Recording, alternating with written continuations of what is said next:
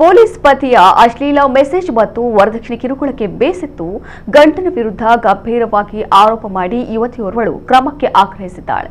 ಈ ಘಟನೆ ನಡೆದಿರುವುದು ಬೀದರ್ನಲ್ಲಿ. ಚಿಟಗುಪ್ಪ ಮೂಲದ ಕಾನ್ಸ್ಟೇಬಲ್ ಮಚೇಂದ್ರ ವಿರುದ್ಧ ಆರೋಪ ಕೇಳಿ ಬಂದಿದ್ದು, ಈ ಬಗ್ಗೆ ದೂರು ನೀಡಿದರೂ ಪೊಲೀಸರು ಕ್ರಮ ಕೈಗೊಂಡಿಲ್ಲ ಎಂದು ಸಂತ್ರಸ್ತೆ ಸೀನಾ ಅಳಲು ತೋಡಿಕೊಂಡಿದ್ದಾರೆ. ಬೆಂಗಳೂರಿನ ಮೈಕೋ ಲೇಔಟ್ ಟ್ರಾಫಿಕ್ ಠಾಣೆ ಪಿಸಿ ಆಗಿರುವ ಮಚೇಂದ್ರ ಮತ್ತು ಆತನ ಕುಟುಂಬಸ್ಥರು ವರದಕ್ಷಿಣೆ ನೀಡುವಂತೆ ಸಂತ್ರಸ್ತೆಗೆ ನಿರಂತರವಾಗಿ ಹಿಂಸೆ ನೀಡುತ್ತಿದ್ದಾರೆ ಎಂಬ ಆರೋಪಗಳು ಕೇಳಿಬಂದಿವೆ. ವರದಕ್ಷಿಣೆ ಕೊಡುತ್ತಿದ್ರೆ ಅಕ್ಕನ ಮಗಳನ್ನ ಮದುವೆ ಆಗುವುದಾಗಿ ಪತಿ ಬೆದರಿಕೆ ಹಾಕುತ್ತಿದ್ದು, ಈ ಬಗ್ಗೆ ದೂರು ನೀಡಿದ್ರೂ ಯಾವುದೇ ಕ್ರಮ ಆಗಿಲ್ಲ. ಹೀಗಾಗಿ ನಮಗೆ ರಕ್ಷಣೆ ನೀಡುವ ಜೊತೆಗೆ ನ್ಯಾಯ ಕೊಡಿಸಿ ಎಂದು ಸಂತ್ರಸ್ತ ಯುವತಿ ಆಗ್ರಹಿಸಿದ್ದಾರೆ.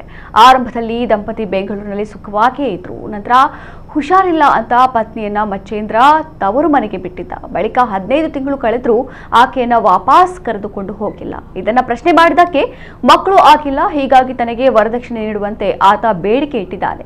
ಈಗಾಗಲೇ 26 ಲಕ್ಷ ರೂಪಾಯಿ ಖರ್ಚು ಮಾಡಿ ಮದುವೆ ಮಾಡಿದ್ದೇವೆ, ಆ ಸಾಲವೇ ನಮಗೆ ತೀರಿಸಲಾಗಿಲ್ಲ. ಈಗ ಮತ್ತೆ ವರದಕ್ಷಿಣೆ ಕೊಡೋದು ಹೇಗೆ ಎಂದು ಸಂತ್ರಸ್ತೆ ಕಣ್ಣೀರಿಟ್ಟಿದ್ದಾಳೆ.